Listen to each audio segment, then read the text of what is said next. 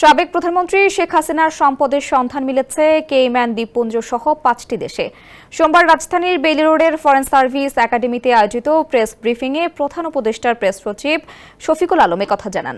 তিনি বলেন, সাবেক প্রধানমন্ত্রী শেখ হাসিনা, তার পরিবার ও তাদের স্বার্থ সংশ্লিষ্ট ব্যক্তি প্রতিষ্ঠানের বিরুদ্ধে বিএফআইইউ ও যৌথ তদন্ত দল অনুসন্ধানে অবৈধভাবে দেশ বিদেশে বহু সম্পদের সন্ধান পেয়েছে। শফিকুল আলম বলেন, অনুসন্ধানে যুক্তরাষ্ট্র, যুক্তরাজ্য, মালয়েশিয়া, সিঙ্গাপুর, হংকং এবং পশ্চিম ক্যারিবিয়ান সাগরের দ্বীপ কেইম্যানে শেখ হাসিনার সম্পদের সন্ধান পাওয়া গেছে। ভিশনের ফুলঝুরি মেগা অফারে ফ্রিজ কিনলেই পাচ্ছেন ১৬ পিসের আকর্ষণীয় গিফট বক্স একদম ফ্রি। এছাড়া মালয়েশিয়ার একটি ব্যাংকে রাশিয়ান স্ল্যাশ ফান্ডের অস্তিত্ব পাওয়া গেছে।